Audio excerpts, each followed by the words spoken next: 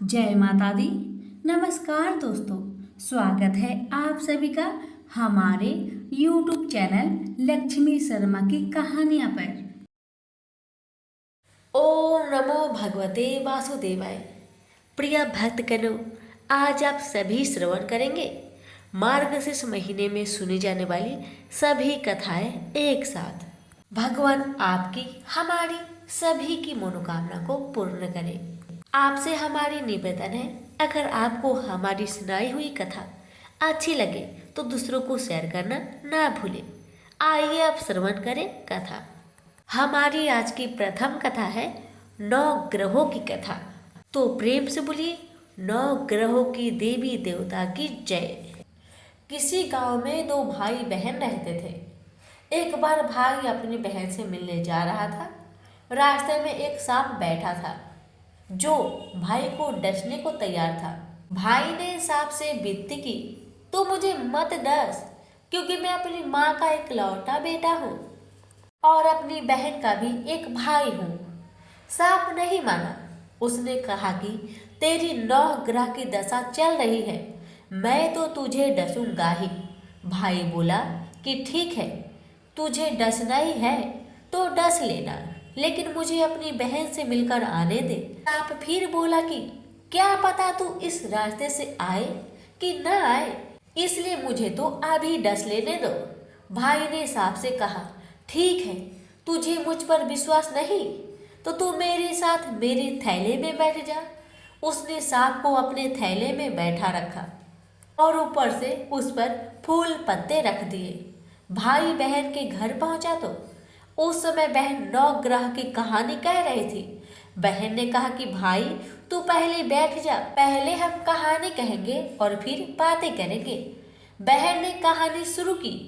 जीव की, जानवर की, हाथी की, घोड़े की, भाई की, बहन की, घर के, धन की, लड़की के जमाई की, देवरानी की, जेठानी की, सास की, ससुर की, संग की, सहेलियों की, सबके 9 ग्रह शांत हो जाए। ग्रह चले 8 पग, बंदा चले 4 पग, सांप बिच्छू भौरे सब आग में जल जाए। कहानी कहकर बहन खड़ी हो गई। बहन ने अब भाई की सुध ली और कहा कि भाई इस थैले में क्या लाया है। भाई बोला, बहन कुछ नहीं लाया हूँ। लेकिन बहन ने जबरदस्ती थैला छीन लिया और जब खोला तो उसमें रखे बेल पत्ते व फूल केले संतरे बन गए और जो सांप रखा था वह हार बन गया। केले संतरे उसने बच्चों को दे दिए और हार खुद पहन लिया। हार पहनकर घर से बाहर आई तो भाई बोला कि बहन तू तो बहुत गरीब थी, फिर ये हार कहाँ से आया।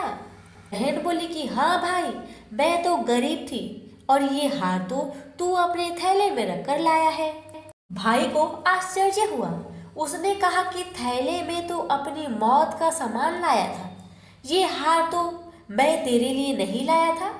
फिर उसने कहा कि मेरे थैले में तो सांप था और तेरी कहानी कहने से ये सांप हार में बदल गया। भाई बोला कि ये तेरे भाग्य का है, इसे तू ही रख। बहन ने भाई से कहा कि तेरी 9 ग्रह की दशा चल रही है, तू घर जाकर भाभी से कहना कि वह 9 ग्रह की कहानी कहेगी। भाई घर पहुंचा और अपनी पत्नी से उसने कहा कि मेरी 9 ग्रह की दशा चल रही है, इसलिए हम 9 ग्रह की कहानी कहेंगे। भाई पत्नी से बोला, तू कहे तो मैं सुनूंगा, मैं कहूँ तो तुम सुनना। चावल चीनी के दाने ला, लोटा भर पानी ला। उसकी पत्नी एक लोटे में चावल व चीनी के दाने डालने आई। कहानी कही जीव की, जानवर की, हाथी की, घोड़े की, कुत्ते की, बिल्ली की, देवरानी की, जेठानी की, सास की, ससुर की, घर की, धनी की, बहन की, भाई की, सबके 9 ग्रह शांत हो जाए। ग्रह चले 8 पग, बांदा चले 4 पग, सांप बिच्छू भौरे सब आग में जल जाए। आज बार रविवार, सोमवार, मंगलवार, बुधवार, बृहस्पतिवार, शुक्रवार, शनिवार, 7 बार को नमस्कार। धरती माता को नमस्कार, 9 ग्रहों को नमस्कार। जैसे 9 ग्रह की दशा बहन की, भाई की उतारी ऐसे सबकी उतारना। तो प्रेम से बोले, नवग्रह देवता की जय। किसी गांव में एक बुढ़िया रहती थी। वह बहुत नियम धर्म से व्रत रखा करती थी। एक दिन भगवान के घर से यमदूत उसे लेने आ गए और वह उनके साथ चल पड़ी। चलते चलते एक गहरी नदी आई तो यमदूत बोले कि माई, तुमने गोदान किया हुआ है या नहीं? बुढ़िया ने उनकी बात सुनकर मन में श्रद्धा से गाय का ध्यान किया तो वह उनके समक्ष आ गई और बुढ़िया उस गाय की पूंछ पकड़कर नदी पार कर गई। वह यमदूतों के साथ फिर आगे बढ़ने लगी तो काले कुत्ते आ गए। यमदूत फिर बोले, माई, कुत्तों को खाना दिया था। बुढ़िया ने मन में कुत्तों का ध्यान किया तो वे रास्ते से चले गए। अब बुढ़िया फिर से आगे बढ़ने लगी तो रास्ते में कौवों ने उसके सिर में चोंच मारनी शुरू कर दी। तो यमदूत बोले, माई, क्या तुमने ब्राह्मण की बेटी के सिर में तेल लगाया था? बुढ़िया माई ने ब्राह्मण की बेटी का ध्यान किया तो कौवों ने चोंच मारनी बंद कर दी। कुछ आगे बढ़ने पर बुढ़िया के पैर में कांटे चुभने लगे तो यमदूत बोले, माई, क्या तुमने खराउ आदि दान की है? बुढ़िया ने श्रद्धा से खराउ का ध्यान किया तो खराउ उसके पैरों में आ गई।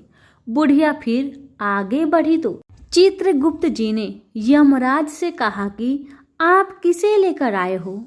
यमराज जी बोले कि बुढ़िया ने दान पुण्य तो बहुत किए हैं, लेकिन धर्मराज जी का कुछ नहीं किया है, इसलिए आगे द्वार इसके लिए बंद है। सारी बात सुनने के बाद बुढ़िया बोली कि आप मुझे सिर्फ 7 दिन के लिए वापस धरती पर भेज दो। मैं धर्मराज जी का व्रत और उद्यापन करके वापस आ जाऊंगी। बुढ़िया माई वापस धरती पर अपने गांव आ गई और गांव वालों ने उसे भूतनी समझकर अपने दरवाजे बंद कर दिए। वह जब अपने घर गई तो उसके बेटे बहू भी दरवाजे बंद करके बैठ गए। बुढ़िया ने कहा कि मैं कोई भूतनी नहीं हूँ बेटा, मैं तो धर्मराज जी की आज्ञा से धरती पर वापस 7 दिन के लिए आई हूँ। इन 7 दिन में धर्मराज जी का व्रत और उद्यापन करूंगी, जिससे मुझे परलोक में जगह मिलेगी। बुढ़िया की बातों से आश्वस्त होकर बेटे बहू उसके लिए पूजा की सारी सामग्री इकट्ठा करने लगे। लेकिन जब बुढ़िया कहानी कहती है तब वह हुक्कारा नहीं भरते, जिससे बुढ़िया फिर अपनी पड़ोसन को कहानी सुनाती है और पड़ोसन कहानी सुनने के बाद हुक्कारा भरती है। 7 दिन की पूजा व्रत व उद्यापन के बाद धर्मराज जी बुढ़िया को लेने के लिए अपना विमान भेजा। स्वर्ग का विमान देख उसके बेटे बहू के साथ सारे गांव वाले भी स्वर्ग जाने को तैयार हो गए। बूढ़ी माई ने कहा कि तुम कहाँ तैयार हो रहे हो? मेरी कहानी तो केवल पड़ोसन ने ही सुनी है, इसलिए सिर्फ वो ही मेरे साथ जाएगी। सारे गांव वाले बुढ़िया से प्रार्थना करने लगे कि कृपा करके मुझे भी धर्मराज जी की कथा सुना दो। गांव वाले की प्रार्थना सुन बूढ़ी माई उन्हें भी धर्मराज भगवान की कहानी सुना देती है। कहानी सुनने के बाद सारे ग्रामवासी विमान पर बैठकर स्वर्ग को जाते हैं, जिसे देख धर्मराज जी कहने लगे, मैंने तो विमान केवल बूढ़ी माई को लाने के लिए भेजा था, यहाँ तो पूरे ग्रामवासी आ गए। ये सुनकर बूढ़ी माई कहने लगी, हे भगवान, हे धर्मराज जी, मैंने जो भी पुण्य किए हैं उसमें से आधा भाग आप कृपा करके इन गांव वालों को दे दीजिए। इस तरह से धर्मराज जी ने ग्रामवासियों को भी स्वर्ग में जगह दे दी। हे धर्मराज भगवान, जैसे आपने बुढ़िया के साथ साथ सभी गांव वाले को भी स्वर्ग में जगह दी, ठीक उसी तरह से हमें भी देना। कहानी सुनकर हुक्कारा भरने वालों को भी और कहानी कहने वालों को भी जगह देना। तो प्रेम से बोलिए धर्मराज भगवान की जय, यमराज भगवान की जय। किसी गांव में 2 सेठानियां रहती थी। एक के घर में धन बहुत था मगर वह बहुत कंजूस थी। दूसरे के पास धन बहुत कम था मगर वह दिल से बहुत दयावान थी।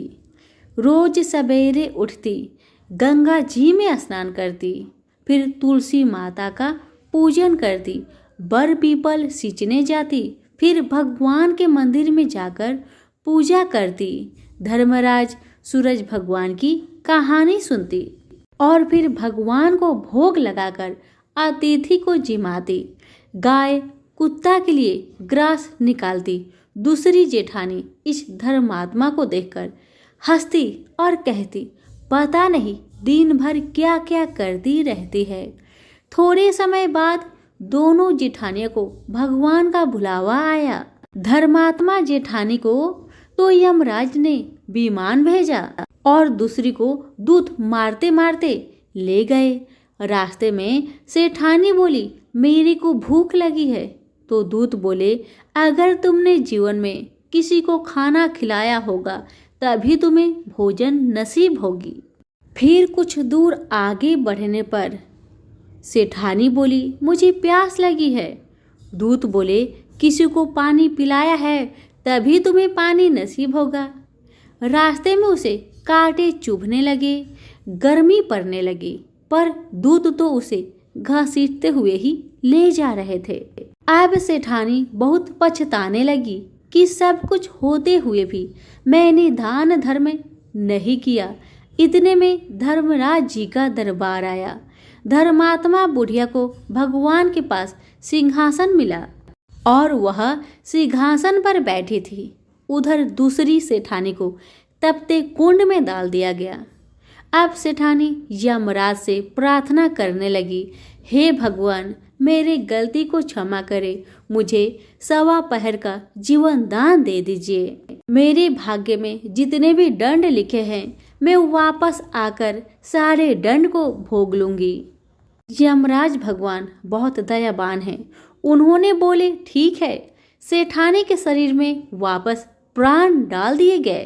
प्राण संचार आते ही पंडितों को बुलाकर सेठानी ने धर्मराज की कथा सुनी, सब तरह से दान धर्म किया। इतने में समय पूरा हो गया। अब की बार धर्मराज भगवान ने अपना विमान भेजा। 1.25 पहर का दान धर्म से सेठानी को स्वर्ग मिला। हे धर्मराज भगवान, जैसे आपने सेठानी पर कृपा करी वैसे हम सब पर करना। सभी प्रेम से बोले, धर्मराज भगवान की जय।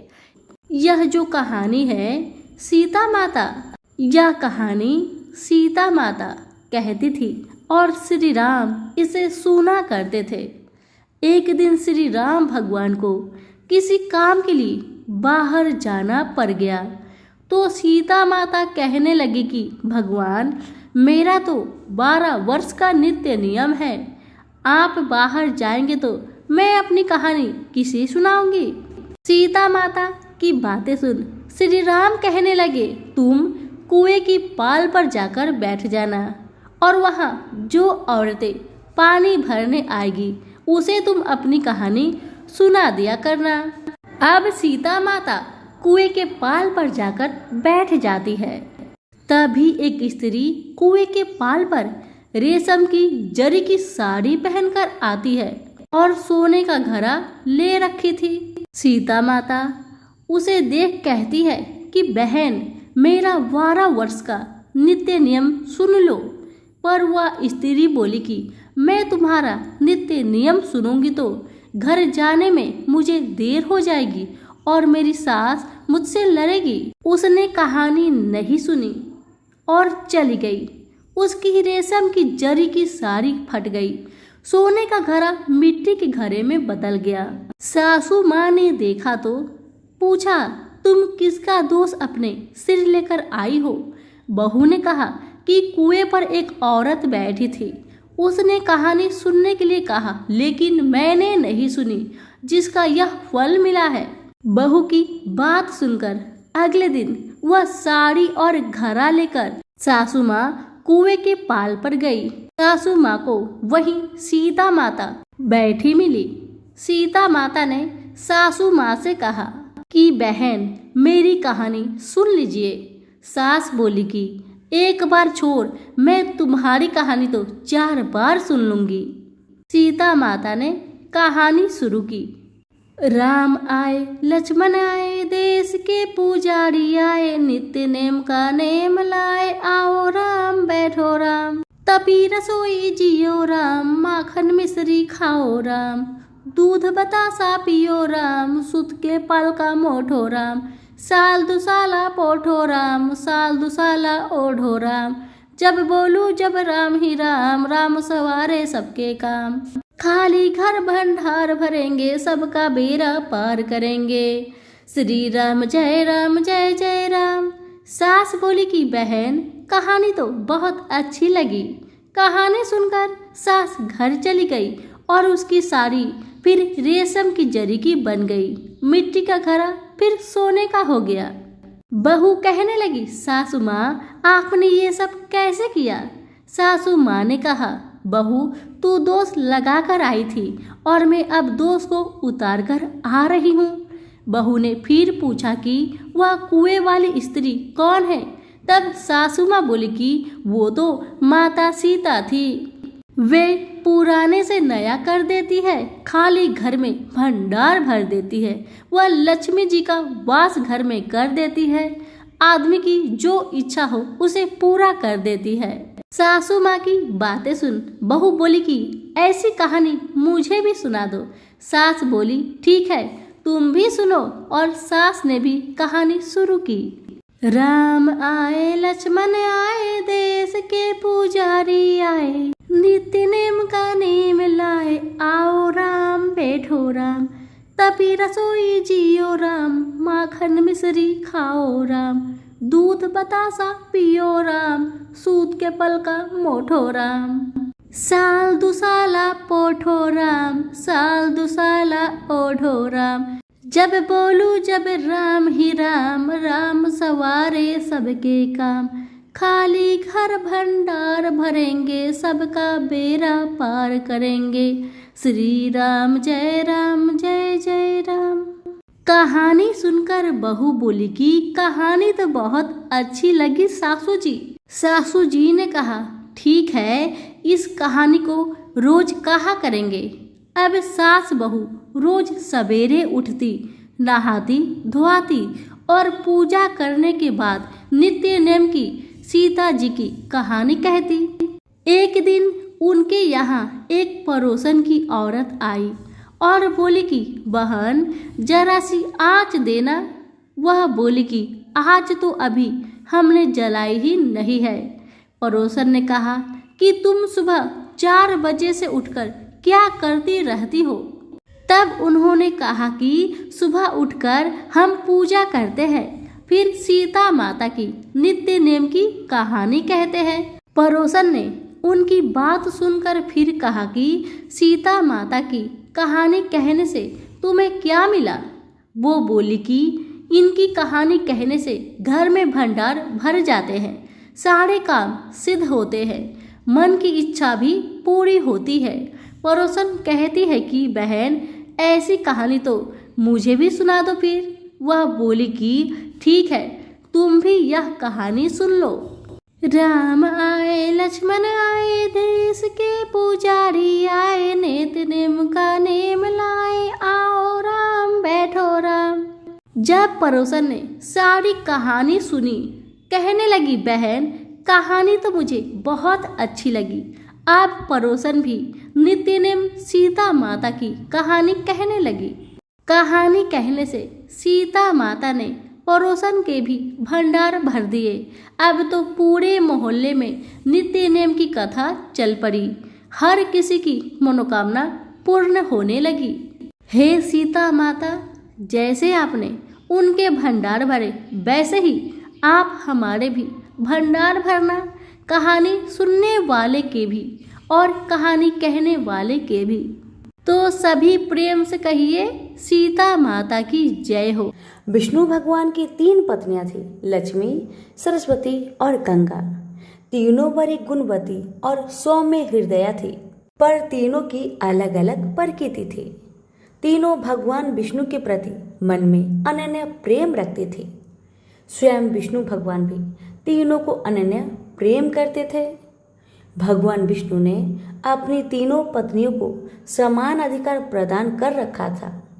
तीनों बड़ी स्वतंत्रता के साथ अपने अपने अधिकारों का उपभोग कर रहे थे, पर प्रकृति की भिन्नता के कारण सरस्वती के मन में संदेह पैदा हो उठा कि विष्णु मेरी अपेक्षा गंगा को अधिक प्रेम करते हैं। जब संदेह उत्पन्न हो गया तो ईर्ष्या भी पैदा हो उठी।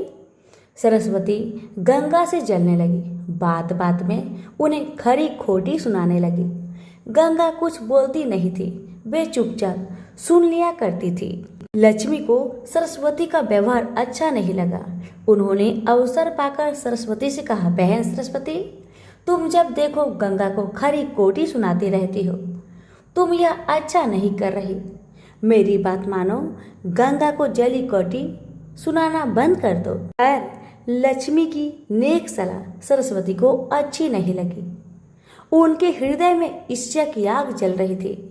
उन्होंने सोचा कि लक्ष्मी गंगा का पक्ष ले रही है, अतः उनके हृदय की आग और भी अधिक भड़क उठी। वे क्रोध भरे स्वरों में बोली, लक्ष्मी, तुम गंगा का पक्ष लेकर मेरा अपमान कर रही हो। मैं इसे सहन नहीं कर सकती। मैं तुम्हें श्राप देती हूँ, तुम नदी बनकर धरती पर प्रवाहित हो जाओ। लक्ष्मी बड़ी शांत प्रकृति की थी। वे सरस्वती के श्राप को सुनकर भी शीतल बनी रही। उन्होंने न तो श्राप का प्रतिवाद किया और न उनके प्रति मुख से कठोर शब्द भी निकले। ऐसा लगा जैसे उनके लिए कुछ हुआ ही ना हो। पर गंगा को सरस्वती का श्राप अच्छा नहीं लगा। वे सरस्वती के श्राप को सुनकर उत्तेजित हो उठी और क्रोध भरे स्वरों में बोली, सरस्वती, तुमने लक्ष्मी को श्राप देकर बड़ा अनुचित कार्य किया है। वे तो तुम्हारे श्राप को सुनकर चुप रही, पर मैं चुप नहीं रह सकती। मैं तुम्हें भी श्राप देती हूँ, तुम भी नदी बन जाओ और धरती पर जाकर प्रवाहित हो। यह सुनकर सरस्वती के मन की आग और भी अधिक भड़क उठी। वे क्रोध भरे स्वरों में बोली, मैं तो नदी बन जाऊंगी, पर तुम भी बैकुंठ में नहीं रह सकती। मैं भी तुम्हें श्राप दे रही हूँ, तुम भी नदी बन जाओ और धरती पर जाकर प्रवाहित हो। इस प्रकार भगवान विष्णु की तीनों पत्नियां कलह और ईर्ष्या के कारण एक दूसरे को श्राप देकर दुख का शिकार बन गई। यह सुनकर भगवान विष्णु को बड़ा दुख हुआ। उन्होंने अपनी पत्नियों से कहा, तुम तीनों ने ईर्ष्या के कारण एक दूसरे को श्राप देकर अच्छा नहीं किया। तुम तीनों ने स्वयं अपने लिए दुख को निमंत्रित किया है, अपने ही हाथों से अपना घर को जलाया है। विष्णु की भर्त्सना से तीनों पत्नियां बड़ी दुखी हुई। वे दुख प्रकट करती हुई विष्णु से क्षमा याचना करने लगी। विष्णु ने कहा, तुम तीनों ने एक दूसरे को श्राप दिया है। श्राप के अनुसार तुम तीनों को नदी बनना ही पड़ेगा, नदी बनकर धरती पर जाना ही पड़ेगा। यह सुनकर लक्ष्मी का मन दुख से भर गया। उन्हें विष्णु का वियोग एक क्षण भी सहा नहीं जा रहा था। वे अपने प्राणों को आंसुओं के रूप में बहाती हुई बोली, प्रभु, मुझ पर दया कीजिए। मैं एक क्षण भी आपके बिना नहीं रह सकती। कोई ऐसा उपाय बतलाइए जिससे मुझे आपसे अलग ना होना पड़े, धरती पर ना जाना पड़े। विष्णु ने कहा, लक्ष्मी, तुम्हें धरती पर जाना ही पड़ेगा, किंतु तुम्हारे हृदय में कपट और ईर्ष्या का भाव नहीं है, अतः तुम मुझे बहुत प्रिय हो। तुम्हें मुझसे अलग नहीं होना पड़ेगा। तुम अर्ध शक्ति से मेरे पास रहो और अर्ध शक्ति के रूप में पद्मावती नदी के रूप में धरती पर जाकर बहो। धरती पर शंखचूड़ नामक एक राक्षस उत्पन्न होगा, वह मेरा ही अंश होगा। तुम तुलसी के रूप में उसकी पत्नी बनोगी। तुम तुलसी के रूप में सदा विष्णु प्रिया बनी रहोगी और जन जन से आदर पाओगी। गंगा को भी भगवान विष्णु से अलग होने का बड़ा दुख था, अतः उन्होंने भी आश्रु नयन निवेदन किया, प्रभु, ऐसा कोई उपाय बताए जिससे मैं आपसे अलग ना हो। विष्णु भगवान ने कहा, गंगे, श्राप बस तुम्हें भी धरती पर जाना ही पड़ेगा। राजा भगीरथ अपने पूर्वजों के उद्धार के लिए तप कर रहे हैं। तुम्हें धरती पर गंगा के रूप में प्रवाहित होना पड़ेगा और भगीरथ के पूर्वजों का उद्धार करना होगा। तुम भगीरथ के पूर्वजों का उद्धार करके समुद्र में मिल जाओ। समुद्र मेरा ही रूप है, अतः तुम सदा मुझ में ही रहोगी। तुम स्वर्ग से उतरने पर शिव की जटाओं में रहोगी। शिव और मुझ में कोई अंतर नहीं है। इस रूप में भी तुम सदा मुझ में ही रहोगी। सरस्वती चुपचाप विष्णु की बातें को सुन रही थी। अंत में भगवान विष्णु ने सरस्वती की ओर देखा और कहा, सरस्वती, तुम अपने अर्ध गुणों से नदी बनकर बहोगी और अर्ध गुणों से ब्रह्मा की पत्नी बनोगी। श्राप का फल तुम्हें भी भोगना ही पड़ेगा। सरस्वती बोली, भगवान, आप तो भेद विभेद रहित है, फिर आप लक्ष्मी और मुझ में भेद क्यों कर रहे हैं? आपने लक्ष्मी को तो अपने पास ही रहने की अनुमति प्रदान की, पर मुझे आप सदा के लिए अलग कर रहे हैं। विष्णु बोले, सरस्वती, किसी को भी न तो मैं विलग करता हूँ और न अपने पास रखता हूँ। मेरी किसी में न तो आसक्ति है और न किसी में विरक्ति है। सबको अपने अपने गुणों और कर्मों के अनुसार ही मेरा सहचार्य प्राप्त होता है। लक्ष्मी निष्कपट हृदय की है। वे ना तो किसी से ईर्ष्या करती है, ना किसी से वैर रखती है। वे सबसे प्रेम करती है और यही कारण है कि वे सदा मेरे साथ रहती है। पर तुम ईर्ष्या और क्रोध के वशीभूत रहती हो। यही कारण है कि तुम्हें मुझसे अलग होना पड़ रहा है। विष्णु की कथन को सुनकर सरस्वती मौन हो गई। उन्हें ऐसा लगा जैसे विष्णु की कथन का प्रत्येक अक्षर मूर्तिमान बनकर खड़ा हो गया हो। सरस्वती का हृदय पश्चाताप की वेदना से जलने लगा। पर अब क्या हो सकता था? अब तो तीर उनके हाथों से छूट चुका था। जो मनुष्य क्रोध और ईर्ष्या के वशीभूत होकर अपने हाथों से ही अपने घरों में आग लगा लेते हैं, उन्हें सरस्वती की भांति ही पश्चाताप की वेदना में जलना पड़ता है। तो प्रेम से बोलिए, लक्ष्मी नारायण की जय। प्राचीन समय की बात है, एक दैत्य था। उसने ब्रह्मा जी की कठोर तपस्या की। कई वर्षों की कठिन तपस्या के बाद ब्रह्मा जी प्रकट हुए। ब्रह्मा जी ने उस दैत्य से कहा कि वरदान मांगो।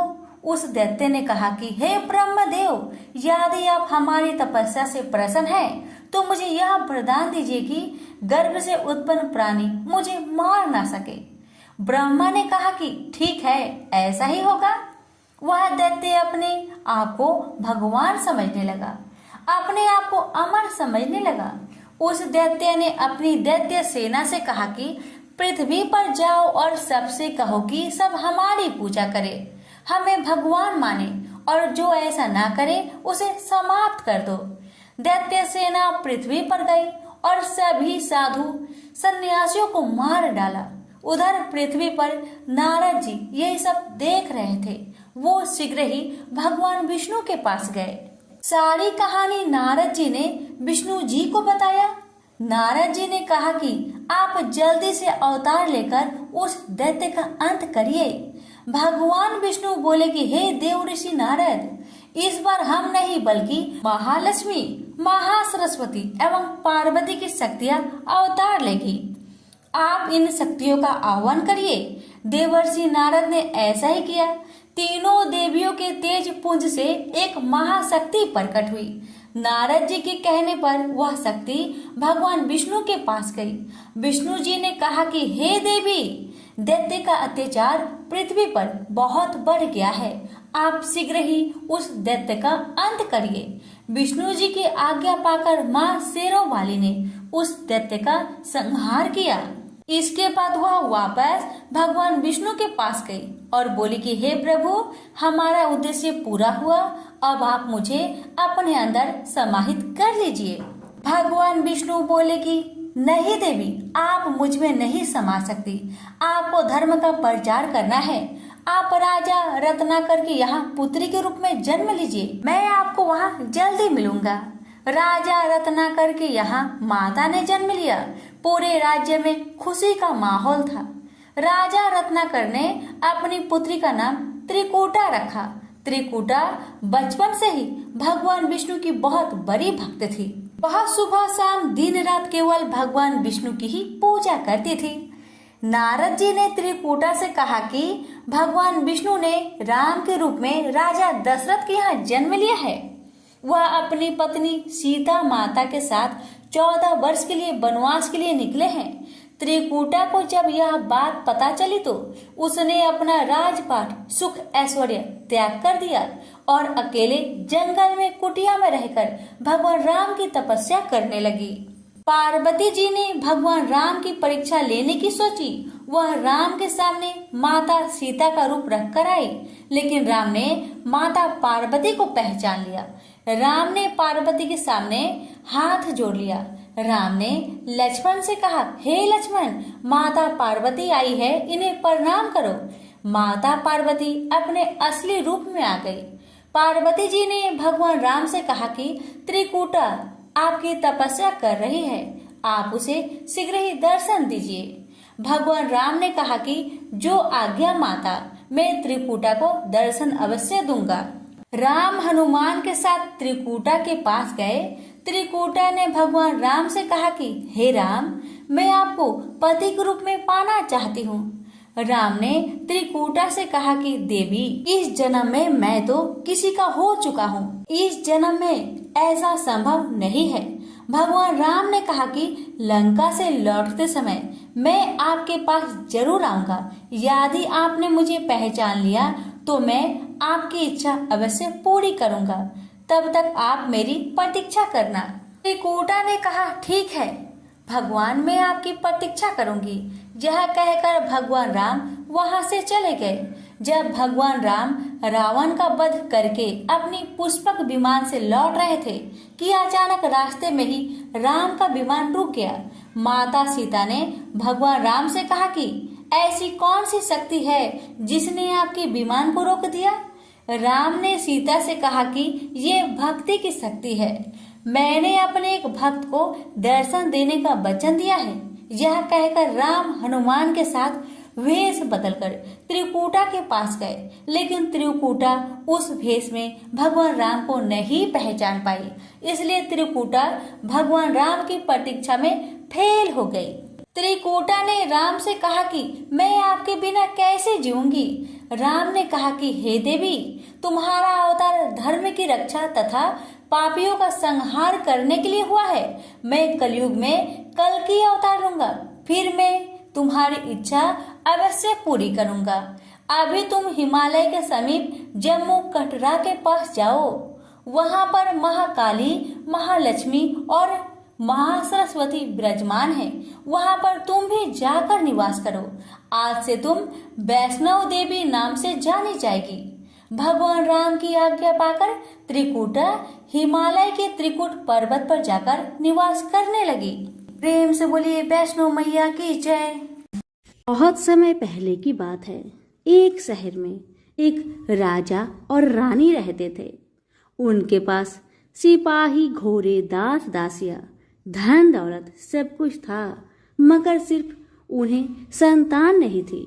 इसी कारण से राजा रानी बहुत दुखी रहते थे। बहुत सोच विचार करके राजा रानी ने फैसला किया कि हमें संतान प्राप्ति के लिए कुछ तो करना ही पड़ेगा।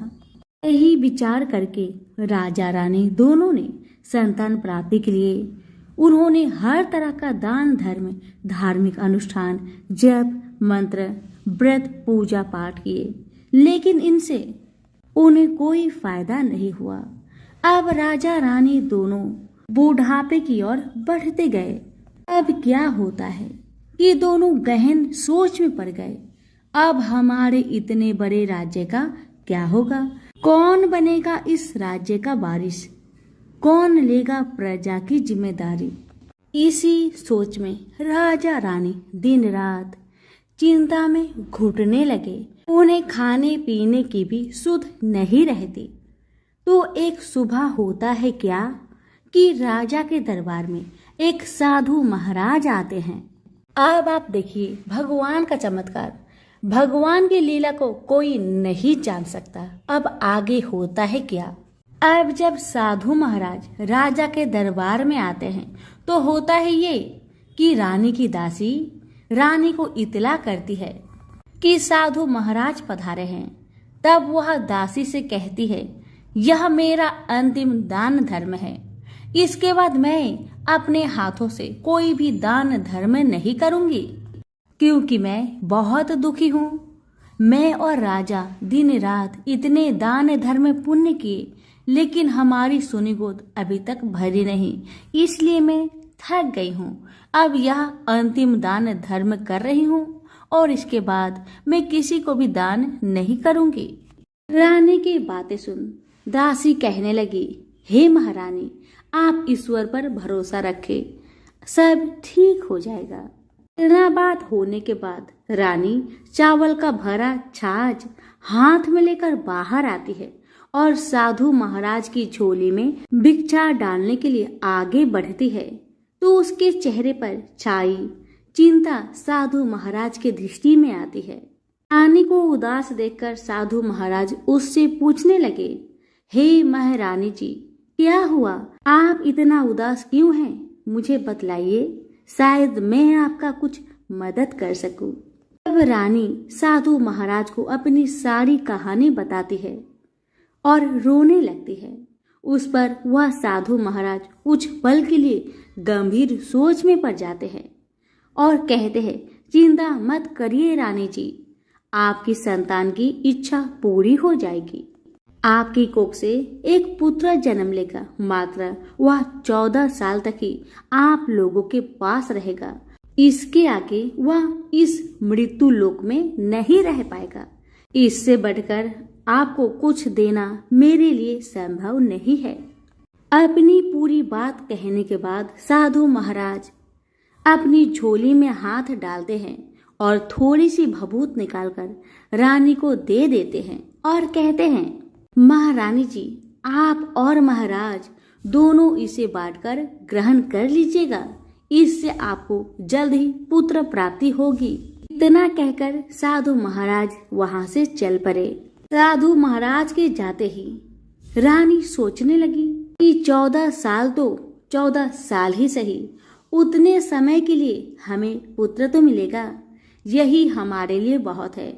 उतने साल तक मैं अपने बच्चे को जी जान से प्यार करूंगी, बहुत प्यार दुलार से उसे बड़ा करूंगी, उसे ढेर सारा प्यार दूंगी, अपने संतान की मुराद पूरी करूंगी। उस रात अपना राजकाज खत्म करके राजा जब रानी के पास गए तो रानी ने महाराज को सारी बात बता दी जो साधु महाराज ने बताई थी और साथ में साधु की दी हुई भभूत को राजा को दिखाकर बोली, साधु महाराज ने यह भभूत हम दोनों को ग्रहण करने के लिए कहा है। रानी की बात सुनकर राजा कहने लगे, इतना दान धर्म किया हमने, जब तब किया, कोई फल नहीं मिला, अब इस भभूत से हमें संतान की प्राप्ति होगी, तुम्हें लगता है? उस पर महारानी ने कहा, नहीं पता महाराज, भगवान की लीला को कौन जान सकता है, एक बार हम साधु महाराज के बताए अनुसार करके तो देखे, भगवान की क्या मर्जी है। इस पर राजा बोले, अब हमें इस भभूत से संतान की प्राप्ति होगी। उस पर रानी बोली, अब इतना सब कुछ आपने कर ही लिया, अब इसको भी करके देख लीजिए। रानी की बार बार एक ही बात कहने पर महाराज ने कहा, ठीक है रानी, तुम्हारी खुशी के लिए मैं जरूर करूंगा।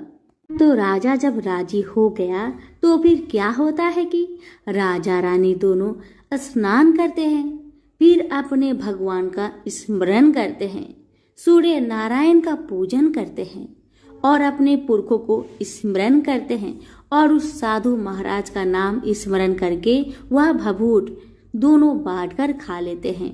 उसके बाद दोनों निश्चित होकर सो जाते हैं। अब ऐसे ही करके दिन बीतने लगे और साधु द्वारा कहे अनुसार रानी गर्भवती हो गई। उस पर राजा रानी दोनों की खुशी की ठिकाना ना रहा।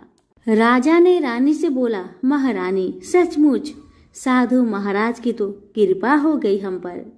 इसी तरह समय बीतने लगा तो 9 महीने 9 दिन और 9 घंटे पूरे होकर रानी ने एक सुंदर गोरे चिट्टे पुत्र को जन्म दिया। राजा ने बड़ी धूमधाम से पुत्र का नामकरण किया। सारे राज्य में 8 दिन तक अन्न सत्पर्ण रखा गया, उत्सव मनाया गया। अब पुत्र की कुंडली देखने के लिए राज्य के सबसे बड़े विद्वान पंडित जी को बुलाया गया। तो कुंडली देखकर पंडित जी बड़े चिंतित हो गए। कहने लगे, महाराज, हमारा राजपुत्र सिर्फ 14 साल तक हमारे पास रहेगा। राजा को पहले से ही इस बात की भनक थी कि रानी को साधु महाराज ने यही बात बताया था। महाराज को साधु महाराज की सारी बात याद थी। दोनों चुप रह जाते हैं। उसके बाद राजा और रानी बड़े लाड़ प्यार से अपने बेटे की परवरिश करते हैं, उसकी हर ख्वाहिश पूरी करते हैं। थोड़े समय के लिए ही सही सूर्य नारायण ने संतान की अपनी मुराद पूरी तो कर दी, इससे वे समाधान मानते थे। राजपुत्र दिन प्रतिदिन बड़ा होता है। जब वह 7 साल का हो जाता है तो राजा एक दिन अच्छे गुरु की नियुक्ति करके उसे पढ़ाई लिखाई, राजशास्त्र, शस्त्र विद्या, घोड़सवारी इत्यादि 12 विद्याओं का शिक्षण देते हैं। जब वह सब शास्त्र विद्या में पारंगत हो जाता है और 12 साल की उम्र का हो जाता है, तब एक अच्छी सी राजकन्या खोजकर उसकी शादी कर देते हैं। शादी के जब 2 साल बीत जाते हैं, बेटा 14 साल का हो जाता है। एक दिन राजपुत्र राजा से कहता है, पिताजी, मैं अपना सारा राज्य घूमकर देखना चाहता हूँ। आज तक मैंने सिर्फ इस राजबाड़े के अतिरिक्त कुछ भी नहीं देखा। बेटे की बात सुनकर राजा चिंतित हो जाते हैं, क्योंकि पुत्र को 14वां साल शुरू हुआ था। अब कोई अनहोनी होने का वक्त नजदीक आ पहुंचा था। लेकिन राजा ये सब बातें पुत्र को बता नहीं सकता था। वह क्या करता है कि चेहरे पर खुशी लाकर बेटे से कहता है, हाँ बेटा, जरूर जाओ बेटा, तुम्हें अपना सारा राज्य घूमकर देखना चाहिए। कहाँ क्या है ये सब जानना चाहिए, क्योंकि कल मेरे बाद तुम्ही को तो राजा बनना है। मात्र एक बात का ध्यान रखना, तुम जहाँ जा रहे हो, क्या कर रहे हो, ये बात तुम अपनी पत्नी को नहीं बताना। पुत्र कहता है, ठीक है पिताजी, आपने जैसा कहा मैं वैसा ही करूँगा। अब क्या होता है कि राजपुत्र दिन भर अपनी पत्नी के साथ मौज मस्ती करता है, खुशियाँ मनाता है और रात को ठीक 12 बजे बिस्तर से उठकर बाहर चला जाता है। फिर पौ फटने से पहले वापस अपने महल में आकर सो जाता है। ऐसे बहुत दिनों तक चलता रहा। अब पुत्र का 14वां साल खत्म होने में कुछ ही दिन बाकी रहते हैं। इतने में क्या होता है कि उसकी पत्नी यानी छोटी रानी रात में जाग जाती है। वह देखती है कि बिस्तर पर राजपुत्र है ही नहीं। वह महल में सब जगह देखती है, राजपुत्र कहीं भी नजर नहीं आते। तो वह क्या करेगी, किससे कहेगी? वह चुपचाप रहती है। फिर सुबह होने पर वह देखती है कि उसका पति अपनी जगह में सोया हुआ है। छोटी रानी अपने पति से कुछ पूछती, लेकिन दूसरी रात भी वैसा ही होता है, तीसरी रात भी, चौथी रात भी, ऐसे बहुत दिन तक चलता है। रानी बहुत ही चिंतित हो जाती है। आखिर मेरे पतिदेव रात को कहाँ जाते हैं, किससे मिलने जाते हैं? रानी के मन में ढेर सारे सवाल उठते हैं, लेकिन उसे पूछने में डर लगता था, शायद राजकुमार गुस्सा ना कर बैठे। फिर उसने सोचा सास ससुर से पूछने के बारे में, तो उसकी कुल मर्यादा बीच में आ जाती थी। तो इस तरह मन ही मन वह घुटती रही। इस हालत में उसे खाने पीने में कोई दिलचस्पी नहीं होती। बेचारी पति की चिंता में दुबली पतली होती रही। एक दिन की बात है, उस राज्य में एक फूल बेचने वाली बूढ़ी मालिन थी। वह हमेशा छोटी रानी को फूल देने उसके महल में आती थी। उस बुढ़िया का ध्यान छोटी रानी पर जाता है। वह उससे पूछती है, बेटी तुम्हें किस बात का दुख है? तुम इस तरह सूख कर कांटा क्यों होती जा रही हो? बूढ़ी अम्मा की बातें सुनकर छोटी रानी कहने लगी, क्या बताऊं तुम्हें अम्मा, तुम्हारा राजपुत्र हर रात बिस्तर पर से उठकर कहीं चला जाता है और सुबह भोर होते ही वापस आकर सो जाता है। वह कहाँ जाता है? प्रेमिका से मिलने जाता है क्या? यह सोचकर मैं अन्न जल ग्रहण नहीं कर पाती और सूख सूख कर काटा होते जा रही हूँ। छोटी रानी की बातें सुनकर बूढ़ी अम्मा कहने लगी, मैं तुम्हें एक उपाय बताती हूँ बेटी। तुम ऐसा करना कि आज रात तुम सोना ही मत। आज तुम राजपुत्र के पीछे जाकर देखना कि वह कहाँ जाता है, क्या करता है, उसकी अच्छी से पहरेदारी करना। पर छोटी रानी ने कहा, बूढ़ी अम्मा मुझे नींद आ गई तो मैं क्या करूंगी? इस पर बूढ़ी अम्मा ने छोटी रानी को बताया, बेटी तुम्हें नींद न आए इसलिए एक काम करना, अपने बाएं हाथ की उंगली में एक जख्म करना, उस पर थोड़ी सी लाल मिर्ची छिड़क लेना। उससे तुम्हें बड़ी जलन होगी और उस पीड़ा से तुम्हें रात भर नींद नहीं आएगी। रानी ने बूढ़ी अम्मा के कहे अनुसार करती है। उंगली की जलन से छोटी रानी को बड़ी देर तक नींद नहीं आती, लेकिन बाद में वह सो जाती है। दूसरे दिन सुबह बूढ़ी अम्मा फूल लेकर उसके महल में पहुंची और पूछने लगी, क्या हुआ बेटी, देख पाई कि तुम्हारा पति कहाँ जाते हैं? तब छोटी रानी कहती है, नहीं अम्मा नहीं, पहले कुछ समय जलन के कारण मुझे नींद नहीं आई, पर कुछ देर पश्चात मैं सो गई। अब बूढ़ी अम्मा कहती है, कोई बात नहीं बेटी, आज तुम उंगली पर पहले से थोड़ा बड़ा जख्म करना और ज्यादा मिर्च लगाना। अब छोटी रानी वैसा ही करती है, परंतु वह सिर्फ पति के बिस्तर से उठकर बाहर निकलने वक्त तक जाग पाई थी। वह उसके पीछे नहीं जा सकी क्योंकि उस समय उसकी आंखें मूंद गई थी। दूसरे दिन जब सुबह बुढ़िया आती है तो बूढ़ी अम्मा के पूछने से पहले ही रानी रो रो कर कहती है, अम्मा मैं आज भी उनकी पहरेदारी ठीक तरह नहीं कर पाई। बुढ़िया कहती है, रोना मत बेटी, सब कुछ ठीक हो जाएगा। तुम आज रात जख्म और बड़ा करना और उस पर पहले से ज्यादा मिर्च छिड़कना। और एक काम करना बेटी, जब वह राजकुमार जाने के लिए निकलता है तो उसका रास्ता जरूर रोकना। बूढ़ी अम्मा ने जैसा बताया रानी ने वैसा ही किया। आज रात उसे नींद नहीं आती।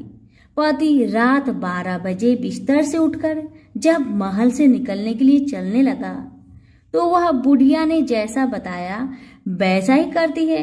वह फौरन दौड़ कर जाती है और अपना पति का रास्ता रोकती है और कहती है, आप कहाँ जा रहे हो, किससे मिलने जा रहे हो, मुझे बताओ। राजपुत्र अपनी पत्नी को बहुत समझाने की कोशिश करते हैं कि देखो, अगर मैंने तुम्हें वह बताया तो मैं तुम्हें दोबारा नहीं मिल पाऊंगा। तो छोटी रानी कहती है, कोई बात नहीं, आप न मिल पाओ, लेकिन आप रात को कहाँ जाते हो मुझे बताओ। अब राजपुत्र निरुपाय हो जाते हैं।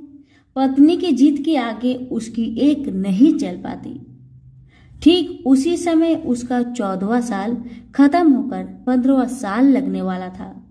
जो होता है वह हो जाने दो। वह सोचता है कि और कुछ चावल मंत्रों से सिद्ध करके पत्नी को देकर कहता है, इन चावल के दानों को दोनों हाथों की मुट्ठी में पकड़ना। पहले दाएं हाथ में पकड़े चावल मेरे ऊपर फेंकना। मैं कौन हूँ तुम्हें पता चल जाएगा। बाद में बाएं हाथ में पकड़े चावल मेरे ऊपर फेंकना। मैं जैसा था तुम्हें मिल जाऊंगा। राजकुमार की बातें सुन रानी कहने लगी, मैं नहीं भूलूंगी, आपने जैसा कहा मैं वैसा ही करूंगी।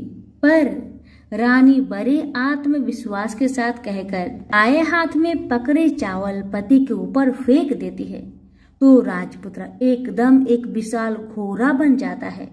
एकदम उम्दा सफेद गर्दन पर लंबी आयल। देखते देखते वह तेजी से दौड़ने लगा। रानी उस घोड़े को एकदम बहुत चक्की होकर देखने लगी और पति ने बाएं हाथ के चावल फेंकने की जो बात कही थी वह भूल जाती है। उसकी आंखों के सामने घोड़ा महल के बाहर निकलकर चला जाता है। अब घोड़ा महल के बाहर जाता है तो वापस नहीं आता। अब रानी को बड़ा पश्चाताप होता है। वह स्वयं को कोसने लगी, लेकिन अब उसका कोई फायदा नहीं होने वाला था। राजपुत्र अब वापस नहीं आने वाला था। ऐसे ही सुबह हुई। महाराजा महारानी को सब बात पता चलती है। उन्हें बहुत दुख होता है। वे बिस्तर पकड़ते हैं और राह देखते हैं कि एक दिन उनका बेटा वापस आ जाएगा। इस तरह 1 महीना गुजरता है, 2 महीना गुजरते हैं, 3 महीने गुजरते हैं, आखिर 6 महीने पूरे हो गए। राजपुत्र का कोई अता पता नहीं लगता। प्रधान राजपुत्र को ढूंढने के लिए राज्य के गांव-गांव सिपाही भेजता है, लेकिन उन्हें कोई सफलता नहीं मिलती। इधर रानी अपने हठ के कारण पति गायब हो गया है यह सोचकर स्वयं को मन ही मन कोसती है और प्रण लेती है कि कुछ भी करके अपने पति को ढूंढ लाऊंगी और उसे वापस घर लेकर आऊंगी। एक दिन वह सुबह उठकर अपने सास ससुर के महल में जाती है और कहती है कि मैं अपने पति की खोज में जा रही हूँ। महाराजा महारानी को और क्या चाहिए था, कुछ भी करके उनका बेटा उन्हें वापस मिलना चाहिए था। वे अपने बहू को जाने की अनुमति देकर कहने लगी, बेटी तुम्हें जो भी चाहे वह करो, जहाँ जाना है वहाँ जाओ, लेकिन हमारे बेटे को वापस लेकर आओ। सूर्य भगवान तुम्हें कामयाबी दे। अब रानी क्या करती है कि अपना शाही भेष बदलकर एक सेठानी बन जाती है और अपने साथ कुछ दास दासियों को, कुछ नौकरों को साथ में ले जाती है। कुछ सामान साथ लिया और राज्य की सीमा पर जाकर वहां एक भोजनालय खोल दिया। वहां आने वाले सब यात्रियों को खाना मुफ्त में देने लगी।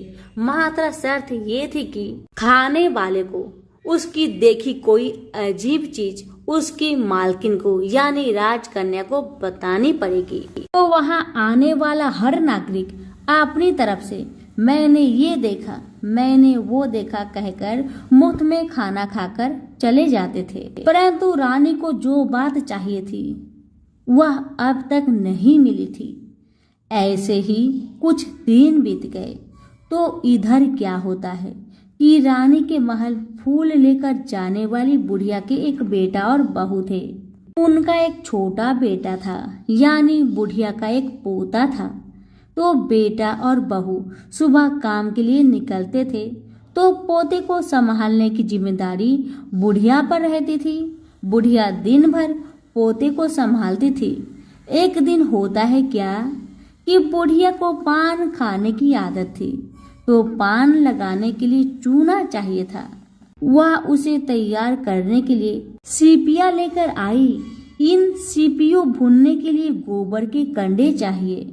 कंडे इकट्ठे करने के लिए बांस की टोकरी लेकर चरवाहे के मैदान पर गई। वहां बहुत सारे कंडे थे। उन्हें जमा करते करते उसे घर आने में अंधेरा हो गया। इधर और शाम होते ही काम से वापस बेटा बहू घर पहुंचते हैं तो देखा कि बच्चा घर पर अकेला है और रो रहा है। वह दोनों गुस्से से लाल पीले हो गए। इतने में बुढ़िया घर आ पहुंची। बेटा ने पूछा, पोते को घर पर अकेला छोड़कर तुम कहाँ गई थी? बुढ़िया बताने लगी कि मैं गोबर के कंडे इकट्ठे करने गई थी। इस पर बेटा बोला, दोबारा बच्चे को अकेला घर पर छोड़कर यदि कहीं गई तो मैं तुम्हें पीटूंगा। इस पर बुढ़िया कहने लगी, नहीं बेटा नहीं, फिर कभी ऐसा मैं नहीं करूंगी। लेकिन दूसरे ही दिन बुढ़िया वह बात भूल गई और फिर चरवाहे के मैदान पर कंडे इकट्ठा करने चली गई। शाम को जब बेटा बहू काम से वापस लौटे तो देखते हैं कि बच्चा घर पर अकेला है और वह रो रहा है। अब उसके बेटे की सहन शक्ति खत्म होने लगी और बुढ़िया के वापस आने पर उसे घर से निकाल दिया। बुढ़िया रात भर घर के बाहर अंधेरी में बैठी रही और सुबह होते ही हाथ में टोकरी लेकर कंडे इकट्ठा करने के लिए निकल गई।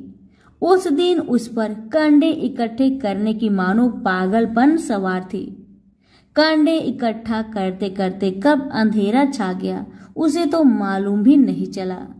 उसे जब ध्यान आया तो गांव का रास्ता भी ठीक तरह से दिखाई नहीं दे रहा था।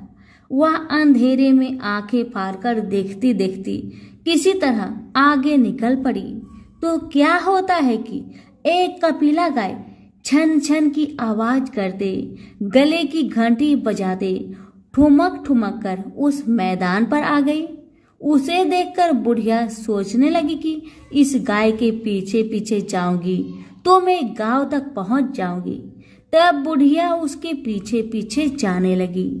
अब वह गाय क्या करती है कि उस मैदान से लेकर एक एक करके 6 मैदान पार करती है। आखिर में वह 7वें मैदान पर पहुंची तो क्या होता है कि उस मैदान पर एक बड़ा सा पत्थर था। गाय जाकर उस पत्थर को अपना सींग मारती है। सींग मारा तो वह पत्थर दूर हट गया और पाताल में नीचे जाने की सीढ़ियां दिखाई देने लगी। तब वह गाय उन सीढ़ियों से उतरकर नीचे जाने लगी। बुढ़िया वह सब देखती रही और झट से जाकर गाय की पूंछ पकड़ लिया। पूंछ पकड़कर वह गाय के साथ नीचे पाताल में पहुंच गई। पाताल में पहुंचते ही तुरंत गाय को छोड़ दी और इधर उधर देखने लगी। वहीं से बूढ़ी माई ने देखा कि पाताल में सब जगह जगमगाहट है, दिया दीप जलते हैं और तेज रोशनी गाय के ऊपर पड़ती है और वहां अद्भुत घटनाएं घटने लगी। गाय के नीचे जाते ही उसके गले में अपने आप साकल पड़ गई और छम छम करके कोई दुधारी में गाय का दूध दुहाने लगी।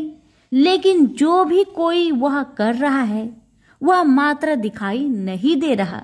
बुढ़िया बहुत घबरा गई, कहाँ आकर फंस गई, इस तरह से सोचने लगी और यहाँ वहां छिपने के लिए जगह ढूंढने लगी। लेकिन उसे कहीं भी जगह नहीं मिली। हर जगह उजाला ही उजाला था। तो वह यूं एक कोने में खड़ी रह गई और जो कुछ सामने हो रहा था उसे चुपचाप देखने लगी। कुछ पल के बाद वहां झट से एक उम्दा सफेद घोड़ा आया। वहां 2 कुंड थे। उसमें से एक कुंड में उस घोड़े ने छलांग लगाई और ऊपर आ गया। अब उसे राजपुत्र का रूप प्राप्त हो गया था। राजपुत्र बनने के बाद उसने दूसरे कुंड के पानी में स्नान किया। वहां रखे नए कपड़े पहने। नजदीक ही एक सुंदर पलंग था, उस पर आकर वह बैठ गया। उसके सामने अपने आप 5 पकवान की थाली आ गई, दूध की एक प्याली आ गई, पान सुपारी आ गए। उसके सामने एक दिया जलता रहा। राजपुत्र ने खाना खाया, दूध पिया, पान सुपारी खाया और बिस्तर पर लेट जाने से पहले सूर्य देव का स्मरण करके सामने जलते दिए से पूछा, दिए दिए दीपंकर, मेरे माता पिता क्या कर रहे हैं?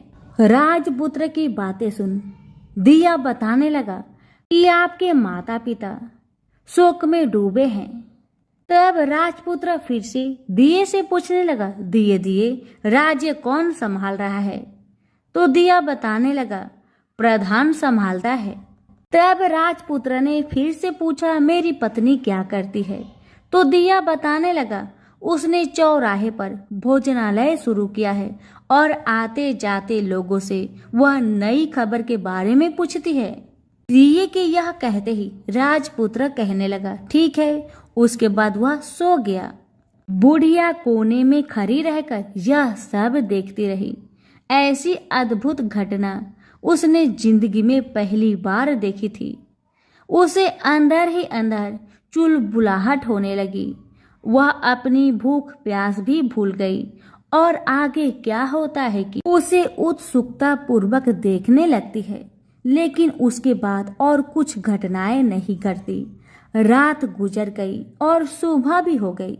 सुबह होने पर पलंग पर सोया राजपुत्र उठा और फिर से पहले वाले कुंड में छलांग लगाई तो अब वह फिर से घोड़ा बनकर कुंड से बाहर आ गया। बाहर आते ही वह तेजी से उस पाताल नगरी से बाहर निकल गया, लेकिन वह कहाँ गया बुढ़िया को कुछ पता नहीं चला। उसके बाद पिछली रात की तरह कोई उस गाय का छम छम करके दूध दोहने लगा।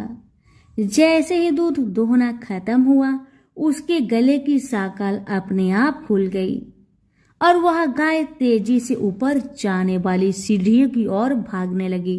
गाय को दौड़ते देखकर बुढ़िया सोचने लगी, अब गाय के साथ यहाँ से ऊपर जाने में ही समझदारी है, नहीं तो कोई बड़ी मुसीबत आकर मेरी ऊपर टपक जाएगी। झट से उसने गाय की पूंछ पकड़ ली और गाय के साथ ऊपर आ गई। गाय जब ऊपर मैदान में पहुंची तो उस सुरंग का रास्ता अपने आप बंद हो गया और उसके मुंह पर एक बड़ा सा पत्थर पूर्वतः खड़ा हो गया। ऊपर आकर वह गाय जंगल की ओर निकल गई तो इधर बुढ़िया एकदम बावली सी हो गई। उसने पाताल नगरी में जो कुछ देखा वह जल्दी से जल्दी किसी को बताने के लिए उतावली हो गई।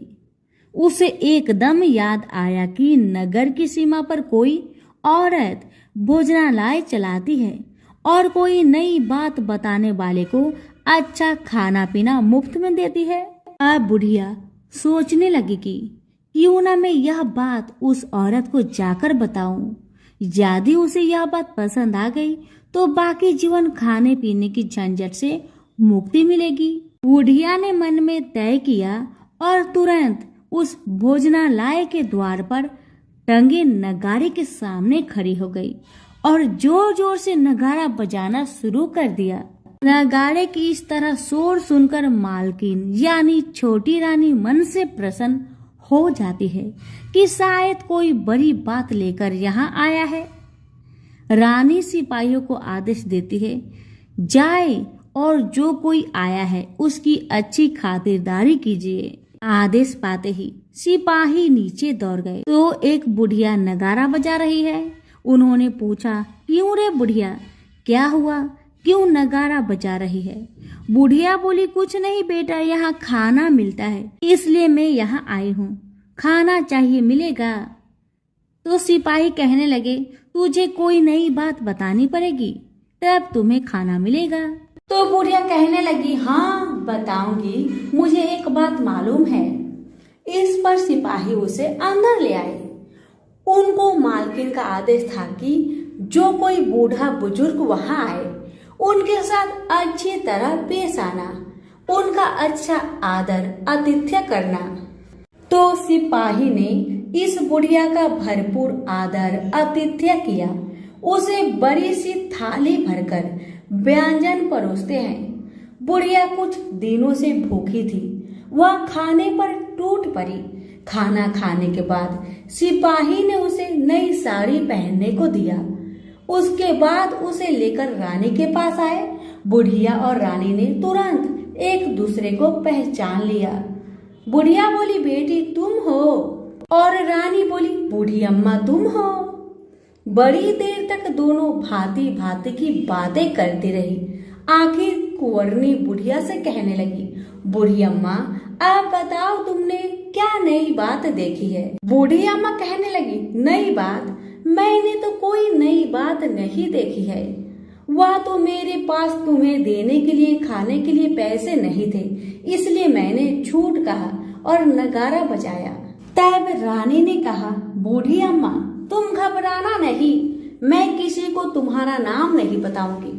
फिर भी बुढ़िया मैंने देखा, कब देखा करके आनाकानी करने लगी। इस पर कुंवरनी ने उससे कहा, देखो बूढ़ी अम्मा, यदि तुमने मुझे वह नई बात बताई तो जिंदगी भर मैं तुम्हारी देखभाल करूंगी, तुम्हें रानी की तरह रखूंगी।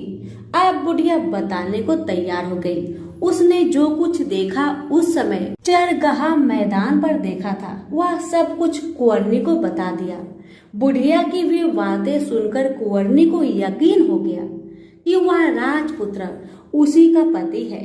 वह तुरंत बुढ़िया से कहने लगी, बूढ़ी अम्मा मुझे उस जगह पर ले चलो। बूढ़ी अम्मा कहने लगी, नहीं बेटी नहीं, वह पाताल का राज्य है, सांप है वहां पर। यदि किसी ने तुम्हें देख लिया तो तुम्हारी जान खतरे में पड़ सकती है। लेकिन रानी उसकी एक भी नहीं सुनती, उसे उस जगह ले जाने के लिए हठ करने लगी। आखिर में बुढ़िया ने कहा, ठीक है मैं तुम्हें ले चलती हूँ, पर आज नहीं कल वहां जाना है, तो शाम को ही जाना है, याद रखना। तो दूसरे दिन दोपहर को रानी बुढ़िया के साथ उस मैदान पर गई और एक जगह छुपकर गाय के आने की राह देखने लगी। दिन ढलते ही अंधेरा घेरने लगा और गाय हमेशा की तरह वहां आ गई। मैदान के उस कोने में जाकर उसने पत्थर पर सींग मारा तो झट से पत्थर हटकर वहां सुरंग में जाने का रास्ता खुल गया। गाय उस रास्ते से नीचे उतरने लगी तो बुढ़िया रानी से कहती है, जल्दी आगे बढ़ो बिटिया, हम गाय की पूंछ पकड़कर नीचे उतरेंगे। तो दोनों गाय की पूंछ पकड़कर नीचे उतर गई।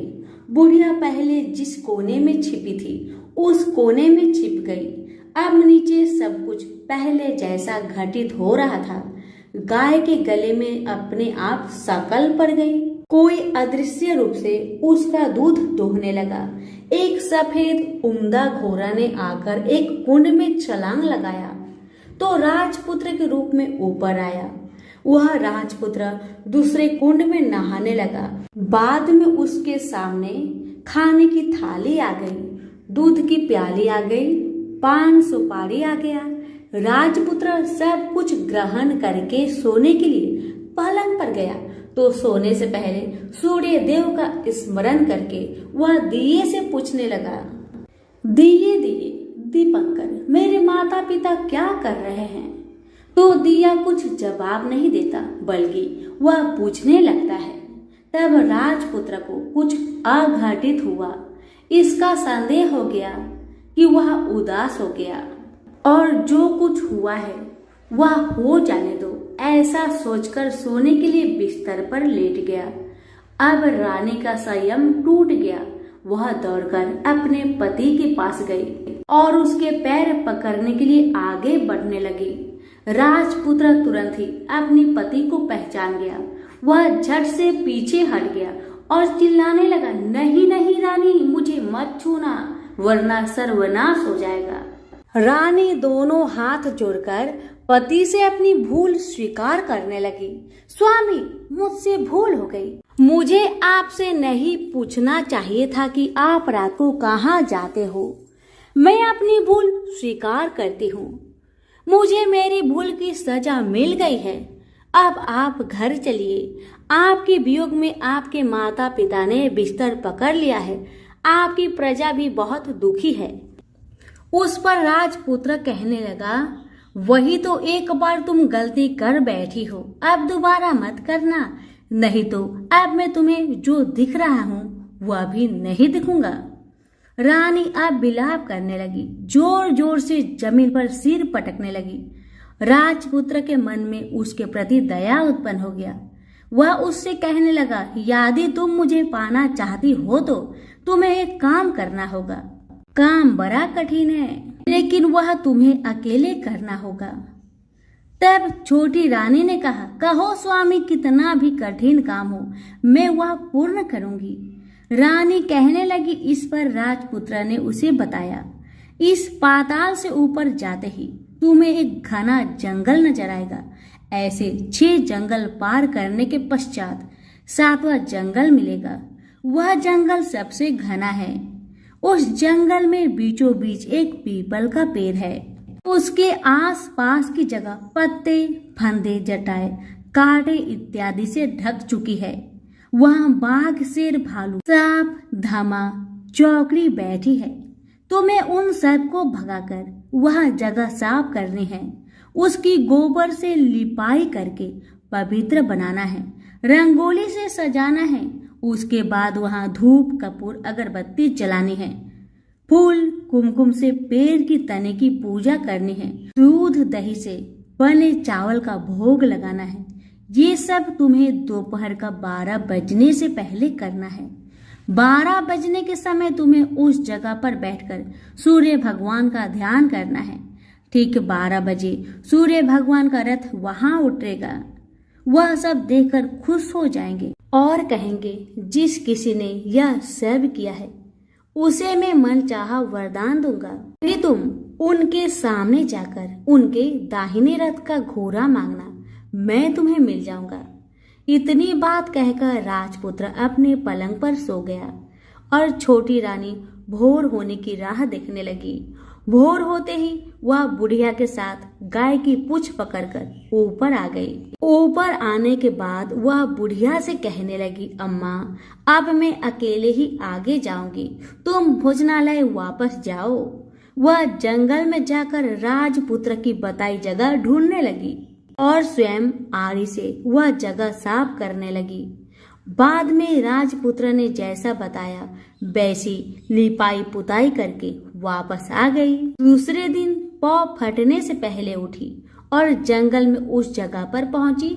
वहां जाकर इत्र गुलाब का पानी छिड़ककर वह जगह सुगंधित की, धूप अगरबत्ती जलाकर उसे पवित्र किया और पूजा की सब सामग्री वहां तैयार रखकर सूर्य भगवान का ध्यान करने बैठ गई। जैसा कि पति ने बताया था, दोपहर को ठीक 12 बजे सूर्य भगवान का रथ उस पीपल के पेड़ पर आकर रुकेगा। अब जैसे ही सूर्य भगवान का रथ पीपल के पेड़ पर आकर रुका, ऐसे ही सूर्य भगवान ने जब रथ से नीचे देखा तो सुगंधित वातावरण देखकर वह बहुत प्रसन्न हो गए। फिर वह बोले, जिस किसी ने यह काम किया है, यहाँ आकर आज मुझसे कुछ भी मांगे, मैं उसे जरूर दूंगा। रानी ने जब यह शब्द सुना तो बिना समय गवाए दौड़कर उनके सामने आ गई और उनको साष्टांग प्रणाम करके बोली, हे सूर्य भगवान, मैं वही हूँ, मैंने ही यह जगह साफ की है। सूर्य नारायण कहने लगे, अच्छा तो बताओ तुम्हें क्या चाहिए। तब छोटी रानी कहने लगी, भगवान, मुझे आपके रथ का दाहिना घोड़ा चाहिए और मुझे कुछ नहीं चाहिए। तब सूर्य भगवान बोले, नहीं नहीं, मैं तुम्हें और कुछ भी दे सकता हूँ, लेकिन यह घोड़ा नहीं दे सकता। मेरे रथ के 12 घोड़े हैं, तुम चाहो तो कोई और घोड़ा मांग लो, लेकिन यह दाहिना घोड़ा नहीं, वह मैं तुम्हें नहीं दे सकता। छोटी रानी ने एक ना सुनी, वह सूर्य देव से एक ही बात बार बार कहती रही, मुझे वही दाहिना घोड़ा दे दीजिए भगवान, मुझे और कुछ ना चाहिए, वरना मैं आपके पैरों में गिरकर अपनी जान दे दूंगी। अब सूर्य भगवान धर्म संकट में पड़ गए। उन्होंने वचन दे दिया था, अब अपने वचन से पलट भी नहीं सकते थे। तो सूर्य भगवान ने कहा, ठीक है, दे दिया। फिर भगवान ने कहा, एक बात और भी है, देखो मैंने तुम्हें घोड़ा तो दे दिया है, लेकिन वह तुम्हें यहाँ नहीं मिलेगा, तुम्हें उसे पाताल में जाकर लाना होगा। रानी बोली, पाताल में ही क्या भगवान, मैं उन्हें पाने के लिए कहीं भी जा सकती हूँ। रानी को वचन देकर सूर्य देव अपने मार्ग में चले गए और इधर रानी जंगल से अपने भोजनालय में आ गई। फिर वह बुढ़िया को लेकर उस मैदान पर गई। जल्द ही शाम हो गई।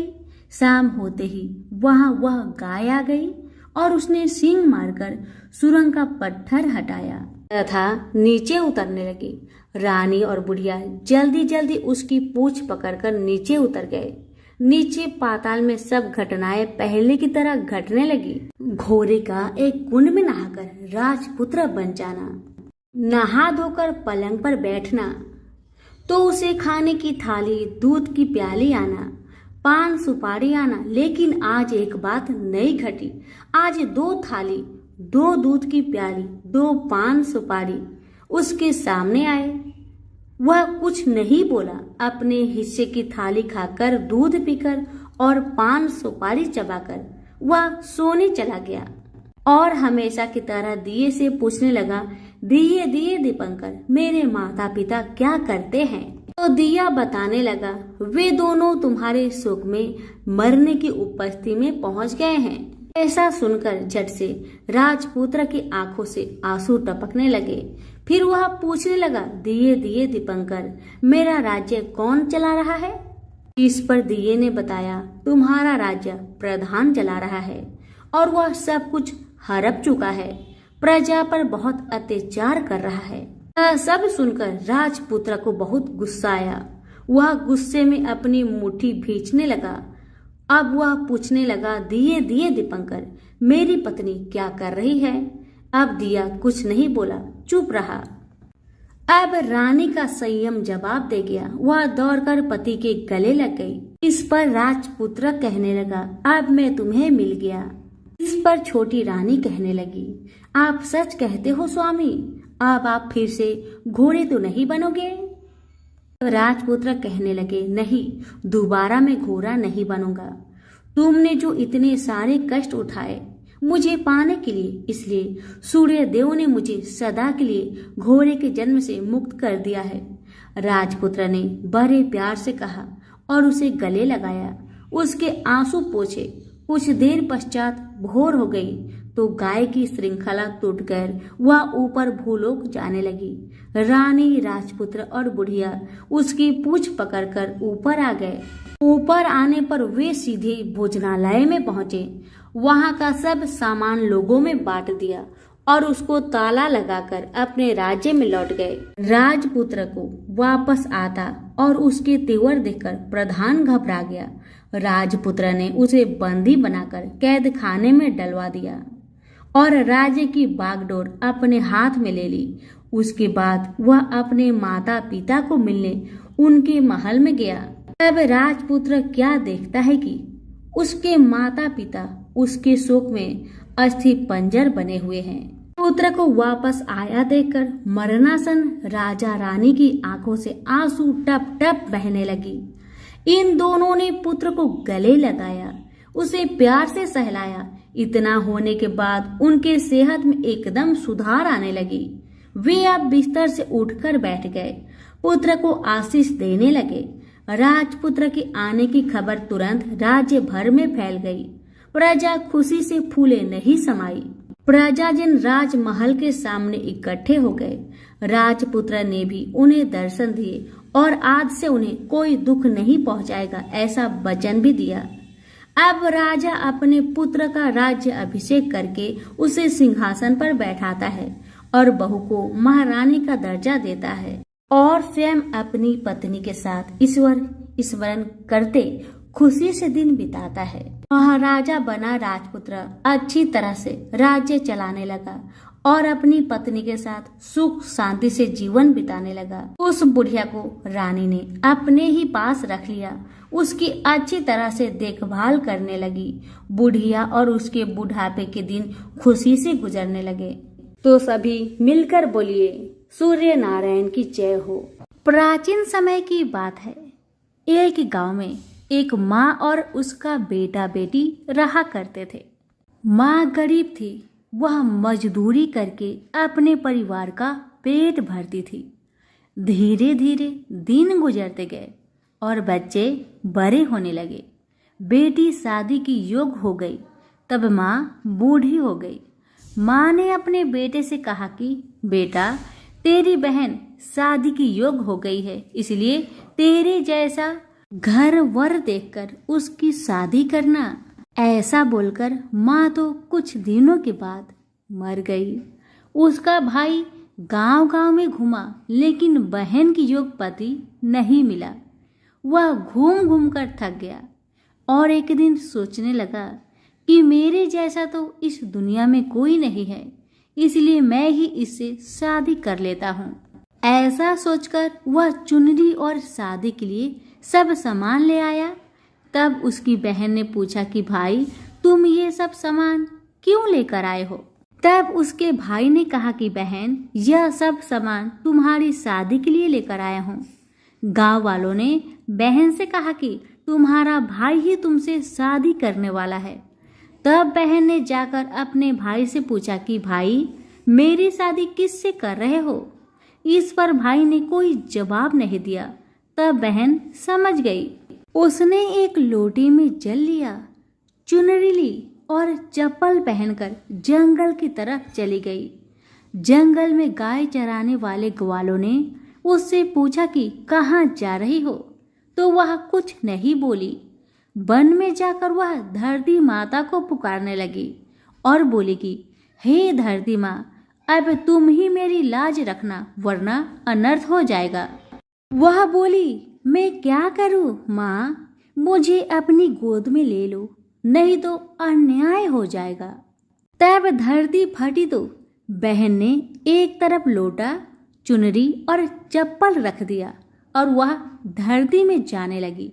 इतने में दौड़ता हुआ उसका भाई जंगल में आया और उसने गौ वालों से पूछा कि मेरी बहन किधर गई है। ग्वालों ने कहा कि तेरी बहन उस तरफ गई है। वह बहन बहन पुकारता हुआ उस तरफ दौड़ता रहा।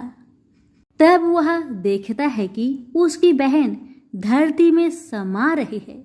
यह देखकर वह बहन को पुकारता हुआ उस तरफ दौड़ता है। जब तक उसकी बहन धरती में समा चुकी थी, केवल थोड़े से बाल दिखाई दे रहे थे। वह बहन के बालों को मुट्ठी में पकड़कर रोने लगा। बहन तो सत्य के लिए धरती माँ की गोद में समा गई। मेरी बुद्धि भ्रष्ट हो गई थी। माँ का वचन निभाने के लिए मेरी जैसा कोई वर नहीं मिला, इसलिए ऐसा विचार आया। ऐसा बोलकर वह जोर जोर से रोने लगा। पर धरती माँ ने सत्य की बेटी को अपने में समा लिया। जो बाल बाहर थे वे दूब बन गए। इसलिए औरतें धरती माता की कहानी सुनती है और चुनरी, चप्पल, लोटा, बर्तन में हरी मूंग और लड्डू कुंवारी कन्या को देती है। जो भी धरती माता की कहानी सुनता है, धरती माता उसको सुखी रखेगी। हे धरती माता, धरती माता की कहानी कहने, सुनने और हुक्कार भरने वाले सभी को सुखी रखना। बोलो धरती माता की जय। एक ब्राह्मणी थी। वह बहुत धार्मिक महिला थी। सभी ग्रामवासी उसका बहुत सम्मान करते थे। कोई भी उसकी शरण में आता वह सबकी मदद किया करती थी। मन ही मन भगवान का स्मरण किया करती थी। भगवान की सेवा पूजा व जरूरतमंदों की सेवा ही उसका परम धर्म था। एक दिन ब्राह्मणी मरकर भगवान के घर गई। वहां जाकर बोली, मुझे बैकुंठ का रास्ता बता दो।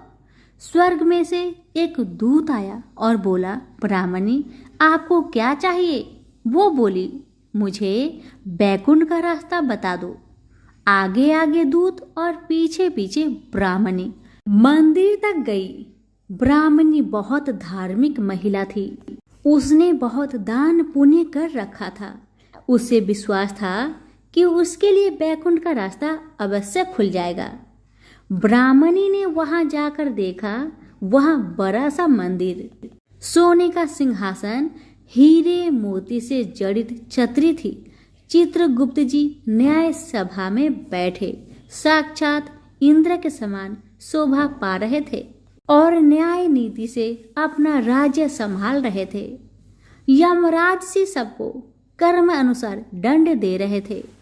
ब्राह्मणी जाकर प्रणाम किया और बोली, मुझे बैकुंठ जाना है। चित्रगुप्त जी ने लेखा सुनाया और कहा, ब्राह्मणी तुमने सब धर्म किए परंतु धरती माता की कहानी नहीं सुनी, इसलिए तुम्हारे सिर पर धरती माता का कर्ज है। बैकुंठ में कैसे जाएगी? ब्राह्मणी बोली, धरती माता की कहानी के क्या नियम है? चित्रगुप्त जी बोले, कोई 1 साल, कोई 6 महीने, कोई 7 दिन ही सुने, पर धरती माता की कहानी अवश्य सुने, फिर उसका उद्धापन कर दे। धरती माता की कहानी सुनने से जाने अनजाने किए गए पाप कर्मों को धरती माता हर लेती है। स्वर्गलोक में धर्म को ही स्थान प्राप्त है। यहाँ पाप के लिए कोई जगह नहीं है। धरती माता की कहानी पीपल के पेड़ के नीचे बैठकर सुननी चाहिए। यह बात सुनकर ब्राह्मणी ने प्रार्थना की कि मुझे 7 दिन वापस पृथ्वी लोक पर जाने दो, मैं कहानी सुनकर वापस आ जाऊंगी। चित्रगुप्त जी ने उसका लेखा जोखा देखकर 7 दिन के लिए पृथ्वी पर भेज दिया। ब्राह्मणी जीवित हो गई। ब्राह्मणी ने अपने परिवार वालों से कहा कि मैं 7 दिन के लिए धरती माता की कहानी सुनने के लिए वापस आए हूँ। इस कथा को सुनने से बड़ा पुण्य मिलता है। उसने पीपल के पेड़ के नीचे बैठकर परिवार के साथ 7 दिन तक धरती माता की कथा सुनी। 7 दिन पूरे होने पर वापस धर्मराज जी का बुलावा आया और ब्राह्मणी को बैकुंठ में ही श्री हरि के चरणों में स्थान प्राप्त हुआ। जो कोई भी प्राणी धरती माता की कहानी सुनता है, मृत्यु के समय सभी पाप कर्म धरती माता हर लेती है। वह प्राणी को बैकुंठ में स्थान प्राप्त होता है। धरती माता की जय हो। धरती माता की सदा ही जय हो। जय बोलो धरती माता की जय हो। पौराणिक कथाओं के अनुसार एक गांव में एक विधवा अपनी बहू के साथ रहती थी। उसकी बहू मंद बुद्धि वाली थी, जो अपनी भूख बर्दाश्त नहीं कर पाती थी और हमेशा खाने के लिए उतारू रहती थी। वह सबसे पहले उठकर खाना खाती थी, फिर घर के बाकी काम किया करती थी। एक दिन विधवा ने अपने घर में पूजा करवाने का सोचा, लेकिन वह थोड़ी परेशान थी क्योंकि उसकी बहू अगली सुबह उठते ही खाने के लिए दौड़ेगी और पूजा के लिए बनाए गए पकवान को जूठा कर देगी। अपनी बहू को पूजा के लिए बनाए गए पकवान से दूर रखने के लिए विधवा ने एक तरीका निकाला। पूजा वाले दिन उसने एक मटका लिया और उसके नीचे एक छेद कर दिया और अपनी बहू से बोली कि आज तो पूजा है, इसलिए खाना खाने से पहले पानी भर के ले आओ। बहू भी चालाक निकली। उसने देख लिया था कि विधवा ने मटके के नीचे छेद कर दिया है, इसलिए वह अपनी साड़ी में आटा बांधकर पनघट पर चली गई। वहां उसने आटा निकाला और कुएं के पानी के मदद से बाटियां बनाने लग गई। कुएं के पास ही एक शमशान था जहां चीता जलाई जा रही थी। बहू ने उसकी आंच में अपनी बाटियां सेक ली। उसकी बाटियां सूखी थी तो वह पास में ही गणेश भगवान का एक मंदिर था। बहू वहां पर चली गई जहां गणेश जी को किसी ने चोला चढ़ाया हुआ था। उसने देखा कि गणेश जी की तोंद पर घी लगा हुआ है। उसने उस घी को अपनी बाटी पर लगा लिया और उसका भोग गणेश जी को लगाकर वह बाटी खा ली और बहू घर वापस चली आई। बहू की इस हरकत पर गणेश जी को बहुत गुस्सा आया और उन्होंने गुस्से में अपने नाक पर उंगली चढ़ा लिया। जब गांव वाले ने देखा कि गणेश जी ने अपने नाक के ऊपर उंगली चढ़ा लिया है, तो उन्हें मनाने के लिए बहुत जद्दोजहद किया गया, लेकिन गणेश जी ने अपनी उंगली वापस नहीं उतारी। जब यह बात राजा को पता चली तो राजा ने बड़े बड़े पंडितों और ज्योतिषियों को बुलवाया और हवन करवाया, लेकिन गणेश जी फिर भी नहीं माने। सब बहुत चिंतित थे। राजा ने पूरे गांव में यह ऐलान करवा दिया कि जो भी इंसान गणेश जी की नाक पर से उंगली हटाने में सफल होगा, उसे इनाम के तौर पर 5 गांव दिया जाएगा। गांव के सभी लोग गणेश जी को मनाने आए, लेकिन गणेश जी किसी से भी न माने और अपनी उंगली नाक पर चढ़ाए रखे। अंत में विधवा की बहू बोली कि अगर सब उसे आज्ञा दे तो वह गणेश जी की उंगली हटा सकती है।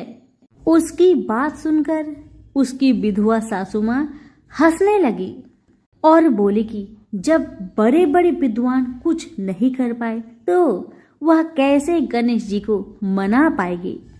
तब किसी ने बोला कि जब सब लोगों को मौका मिला तो उसे भी एक मौका मिलना चाहिए। फिर सभी लोग बहू को एक मौका देने के लिए मान गए, लेकिन बहू ने एक शर्त रखी। उसने कहा कि उसके घर से लेकर मंदिर तक पर्दा बांध दी जाए। सब लोगों ने सोचा कि इतना तो हो ही चुका है तो पर्दा बांधने में क्या जाता है। बहू के कहे अनुसार उसके घर से लेकर मंदिर तक पर्दा लगाया गया। बहू ने अपना दिमाग लगाया और वह अपने साड़ी की आंचल में मोगली छिपाकर मंदिर चली गई। अब बहू ने मंदिर में जाकर गणेश जी से बोला कि मैंने आपके तोंद से जरा सा घी क्या ले लिया, आपने अपने नाक पर उंगली चढ़ा ली। अब आप नाक पर से उंगली हटाइए या दूं एक मोगड़ी की, अभी आपके टुकड़े टुकड़े हो जाएंगे। बहू की यह चेतावनी सुनकर गणेश जी थोड़ा डर गए और उन्होंने सोचा कि यह तो पूरी पागल है, कहीं सच में यह मुझे मोगड़ी न मार दे। अब तो गणेश जी ने बिना सोचे समझे अपनी नाक पर से उंगली हटा ली, जिसे देखकर गांव वाले बहुत खुश हो गए और बहू का जय जयकार करने लगे। राजा के ऐलान के मुताबिक बहू को 5 गांव इनाम में दिए गए। यह कथा सुनकर लोग गणेश भगवान से यह मांगते हैं कि वह भी उस बहू की तरह सबकी बात मान जाए और उनकी सभी मनोकामनाएं पूरी करे। तो प्रेम से बोलिए गणेश महाराज की जय हो।